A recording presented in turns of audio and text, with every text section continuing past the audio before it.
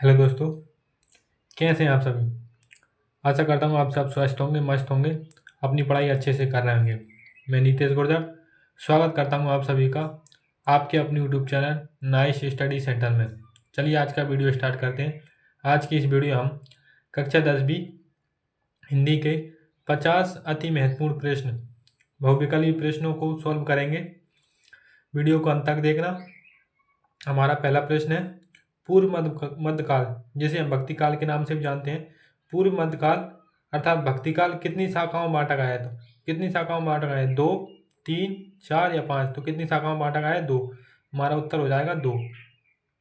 अगला प्रश्न, नरपति नल्लाह की रचना है। नरपति नल्लाह की रचना कौन सी है? अमीर रासो, खुमान रासो, बीसल देव रासो, जयचंद्रिका। तो कौन सी है? बीसल देव रासो। अगला प्रश्न, तुलसीदास किस शाखा के कवियों के नायक थे? तुलसीदास जी किस शाखा के कवियों के नायक थे? किस शाखा के थे? तो निर्गुण शाखा, सगुण शाखा, ज्ञानाश्रयी शाखा, प्रेमाश्रयी शाखा। तो किसके होंगे? सगुण शाखा के। अगला प्रश्न, आधुनिक काल को कितने भागों में बांटा गया है?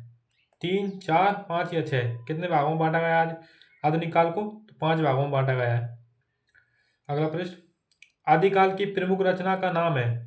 आदिकाल की प्रमुख रचना का नाम है पृथ्वीराज रासो, पद्मावत, इंद्रावती, ज्ञानदीप। तो कौन सी? पृथ्वीराज रासो। अगला प्रश्न, वीरगाथा काल की रचना कितने भागों में विभक्त हैं? तो 2, 3, 4 या 5? तो कितने भागों में? 2। अगला प्रश्न, रासो ग्रंथ में प्रयुक्त हुई भाषा का नाम है। तो डिंगल पिंगल, फ्रेंच या डिंगल पिंगल या दोनों? तो डिंगल पिंगल दोनों। हमारा आंसर सही हो जाएगा। आलखंड भारत के किस हिस्से में गाया जाता है? तो किस हिस्से में गाया जाता है? दक्षिण भारत में, पश्चिम भारत में, उत्तर भारत में या पूर्वी भारत में? किस में गाया जाता है? तो उत्तर भारत में। नवा प्रश्न, किस काल को हिंदी साहित्य का स्वर्ण युग कहा जाता है? तो आधुनिक काल को, रीतिकाल को, भक्ति काल को, आदिकाल को। किस काल को कहा जाता है? भक्ति काल को स्वर्ण युग कहा जाता है। अगला प्रश्न, गीतावली के कवि का नाम है। गीतावली के कवि का नाम है। तो तुलसीदास, केशवदास, मतीराम, भूषण। तो कोई होगा भूषण, तुलसीदास। हमारा तुलसीदास आंसर सही हो जाएगा। 11वां प्रश्न, भक्ति काल की मुख्य प्रवृत्ति है। भक्ति भावना की प्रधानता, वीर एवं श्रृंगार वाले रस काव्य, धन की प्रधानता, इनमें से कोई नहीं। तो भक्ति काल में भक्ति की प्रधानता होगी। तो ऑप्शन पहला ही हमारा सही हो जाएगा, भक्ति भावना की प्रधानता। 12वां प्रश्न, स्वामी वल्लभाचार्य के आराध्य कौन थे? स्वामी वल्लभाचार्य के आराध्य कौन थे? तो शिव, श्री कृष्ण, श्री राम या गणेश? तो कौन से? श्री कृष्ण। 13वां प्रश्न, महाकवि भूषण ने किस रस की कविता लिखी है? महाकवि भूषण ने किस रस की कविता लिखी है? शांत रस, करुण रस, श्रृंगार रस, वीर रस। किस रस की? वीर रस की लिखी है। अगला प्रश्न, पद्माकर की प्रमुख रचना है। गंगा लहरी, बिहारी सतसई, रामचंद्रिका, रामचरितमानस। तो गंगा लहरी पद्माकर की प्रमुख रचना है। रीति मुक्त कवि कौन है? आलम, मतीराम, सुमित्रानंद पंत या फिर प्रसाद? कौन है? आलम। ऑप्शन पहला हमारा सही हो जाएगा। 16वां प्रश्न, रस खान कवि ने किस भाषा में रचना की? तो रस खान ने किस भाषा में रचना की थी? खड़ी बोली में, पिंगल में, फारसी में या फिर ब्रज में? तो कौन सी भाषा में? ब्रज भाषा में। आधुनिक हिंदी काव्य को कितने कालों में बांटा गया है? आधुनिक हिंदी काव्य को कितने कालों में बांटा गया है? तो 3, 4, 5 या 6? कितने कालों में? 5 कालों में बांटा गया है।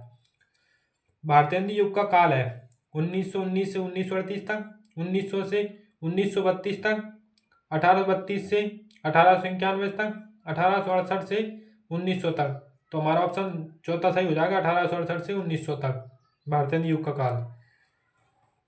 हिंदी साहित्य का जन्मदाता किसे माना जाता है? भारतेंदु हरिश्चंद्र, राम नरेश त्रिपाठी, मेदिनीशरण गुप्त, माखनलाल चतुर्वेदी। तो किसको माना जाता है? भारतेंदु हरिश्चंद्र को हिंदी साहित्य का जन्मदाता। भारतेंदु युग का अन्य नाम है। तो अन्य नाम क्या है भारतेंदु युग का? आरंभ काल, पुनर्जागरण काल, सुधार काल, नव उत्थान काल। तो क्या हो जाएगा? पुनर्जागरण काल भारतेंदु युग का अन्य नाम है। कौन सी कृति भारतेंदु की नहीं है? मतलब कौन सी कृति भारतेंदु की नहीं है? मतलब 3 है, उनमें से एक नहीं है। तो अंधेरी नगरी भारतेंदु की है। भारत दुर्दशा ये भारतेंदु की। भारत रण यह नहीं है। तो हमारा आंसर ये हो जाएगा ऑप्शन तीसरा, भारत रण। 22वां प्रश्न, इनमें से कौन सी प्रवृत्ति भारतेंदु युग की प्रवृत्ति नहीं है? तो भक्ति भावना, प्रगति चित्रण, इतिवृत्तात्मक कथा, श्रृंगारिकता। तो हमारा ऑप्शन तीसरा सही हो जाएगा, इतिवृत्तात्मक कथा। 23वां प्रश्न, द्विवेदी युग से संबंधित ग्रंथ है। द्विवेदी युग से संबंधित ग्रंथ है कामायनी, पल्लव, यामा, साकेत। ऑप्शन चौथा हमारा सही हो जाएगा साकेत। 24वां प्रश्न, अयोध्या सिंह उपाध्याय हरियोध की रचना है। कौन सी है हरियोध की रचना? कौन सी है? बृहलीला, देवशतक, सूरसागर, प्रिय प्रवास। कौन सी होगी? प्रिय प्रवास। 25वां प्रश्न, प्रिय प्रवास की कथा किस पर आधारित है? गणेश, मीरा, शिव या फिर श्री कृष्ण? किस पर आधारित है? श्री कृष्ण पर।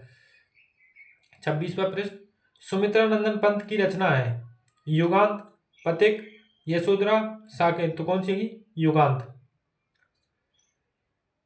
हेमकृतनी किस कवि की रचना है? सुमित्रा नंदन पंत की, राम नरेश त्रिपाठी, माखनलाल चतुर्वेदी की, अयोध्या सिंह उपाध्याय। किसकी रचना? माखनलाल चतुर्वेदी की। 28वां प्रश्न, छायावादी काव्य का काल माना जाता है 1919 से 1938 तक, 1842 से 1890 तक, 1843 से 1868 तक, 1868 से 1900 तक। तो कौन सा माना जाता है छायावादी काव्य का काल? 1919 से 1938 तक। अगला प्रश्न,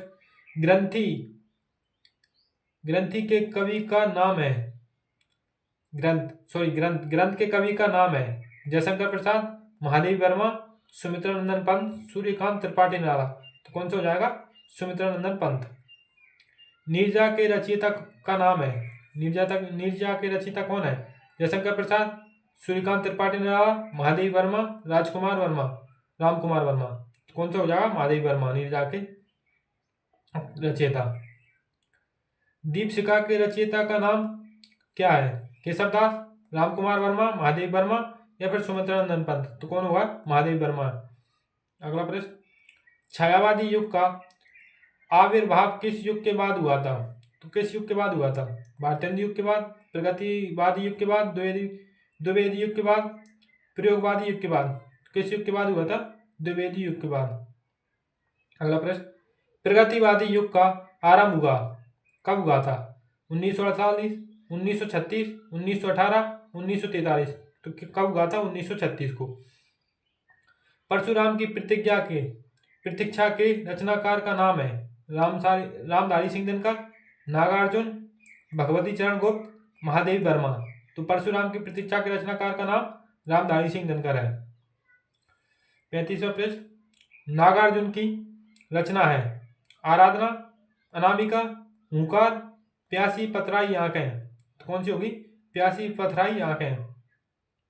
36वां प्रश्न, रामचरितमानस की भाषा है ब्रज, अवधी, मालवी, बुंदेली। तो कौन सी होगी? अवधी। आप रामचरितमानस के लेखक कौन है? कमेंट जरूर करें। सहस्त्रबाहु का वध किया था तो किसने किया था? राम ने, लक्ष्मण ने, परशुराम ने, विश्वामित्र ने। किसने किया था? परशुराम ने। थके पथिक की पंथा में अलंकार है तो उपमा, रूपक, यमक, अनुप्रास। तो कौन सा अलंकार होगा? अनुप्रास अलंकार। बिहारी किस काव्यधारा के कवि हैं? बिहारी किस काव्यधारा के कवि हैं? रीतिबद्ध, रीतिसिद्ध, रीतिमुक्त, रीतिकाल। तो किस काव्यधारा कवि हैं? तो रीतिसिद्ध के। सूर्य के पद की भाषा है अवधी, ब्रज, राजस्थानी, बुंदेलखंडी। तो कौन सी भाषा होगी? ब्रज भाषा। सूर्य के पद की भाषा कौन सी होगी? ब्रज भाषा। जुगुप्सा स्थायी भाव है किसका स्थायी भाव है? अद्भुत रस का, विभत्स रस का, रौद्र रस का, भयानक रस का। तो किसका होगा? विभत्स रस का। अगला प्रश्न, स्वयं प्रकाश जी ने पत्रिका का संपादन किया था तो कौन सी पत्रिका का संपादन किया था प्रकाश जी ने? सरस्वती, वसुधा, कादम्बरी, जनवाणी। तो कौन सी किया था? वसुधा का। अगला प्रश्न, देहाती दुनिया उपन्यास के लेखक हैं। देहाती दुनिया उपन्यास के लेखक हैं तो कौन है?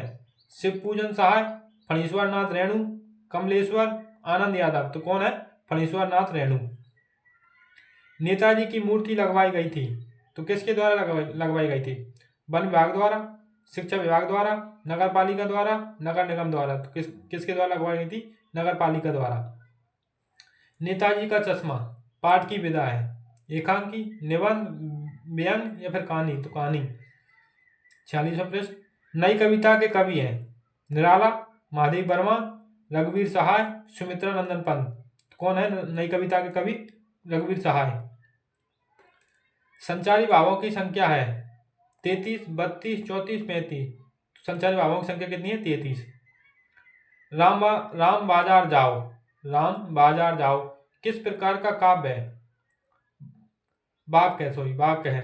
तो प्रश्नवाचक वाक्य, आज्ञावाचक वाक्य, इच्छावाचक वाक्य, संदेहवाचक वाक्य। कौन सा होगा? आज्ञावाचक वाक्य। शिव धनुष के टूटने पर क्रोधित हुए तो कौन हुए क्रोधित? विश्वामित्र, परशुराम, लक्ष्मण या फिर रावण। कौन हुए? परशुराम। आखिरी प्रश्न हमारा, छायावाद के प्रसिद्ध कवि हैं?